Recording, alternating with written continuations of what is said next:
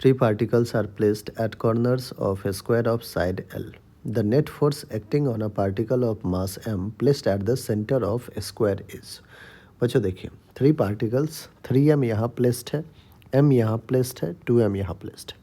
अगर अपन बात करें इस m मास के पार्टिकल को तो 3m अपनी तरफ अट्रैक्ट करेगा, ऐसे ही m अपनी तरफ अट्रैक्ट करेगा और 2m इसको अपनी तरफ अट्रैक्ट करेगा। अगर 3m और m को देखें तो दोनों डायरेक्टली अपोजिट डायरेक्शन में। ऑफ कोर्स 3m वाला जो फोर्स है वो ज़्यादा होगा कंपेयर टू m वाला, तो जो नेट फोर्स का डायरेक्शन होगा 3m और m में, उसका डायरेक्शन वही यहीं पे होगा और 2m का इधर होगा।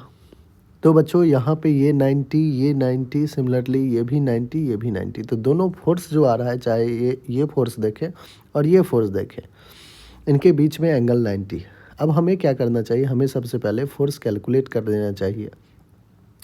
3m जो फोर्स लगाएगा बच्चों, उसको हम gravitational force Newton's law of gravitation से कैलकुलेट करते हैं। 3m की वजह से F3m is gm into 3m upon, ये सेपरेशन क्या होगा, तो पूरा का पूरा डायगोनल क्या होता है, अगर l लेंथ है तो पूरा डायगोनल क्या होगा, √2l पैथागोरस थ्योरम यूज़ करके। तो यहाँ से यहाँ तक हाफ क्या हो जाएगा, तो √2l/2, जिसको हम l/√2 भी कहते हैं, तो l अपॉन √2 का square. Similarly F due to m क्या हो जाएगा, तो gm into m upon l/√2 का स्क्वायर।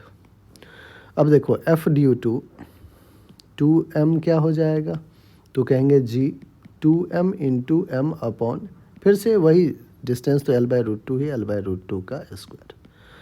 बच्चों अब एक चीज़ें आप देखिए, F3m और Fm, ये जो हमारा कहानी है F3m और Fm, F3m और Fm डायरेक्टली अपोजिट है, तो इन दोनों का जो नेट होगा, जिसको मैं 3m की तरफ ही देख रहा हूँ, जिसको मैं F नेट मत कहो, F3m को माइनस कीजिए Fm से, तो एक डायरेक्शन जो कि 3m के डायरेक्शन में एक फोर्स आएगा, वो कितना आ जाएगा, तो आप कहोगे 3gm²। F3m क्या है, 3gm², l अपॉन √2 का स्क्वायर क्या हो जाएगा बच्चों, l/2 माइनस का gm² अपॉन Fm कर रहे हैं l/2, 3 - 1 will be 2, 2gm² upon l/2। तो अब यहाँ पे मैं डायग्राम बनाता हूँ, यहाँ पे एक फोर्स है 2gm² अपॉन l/2, एक फोर्स ये है जो कि 2m की वजह से है, वो भी कितना है देखिए, 2gm² अपॉन l/2। ठीक है, एक सेकेंड l²/2 बच्चों, l²/2 स्क्वायर है ना, तो l²/2। यहाँ भी है 2gm² अपॉन l²/2,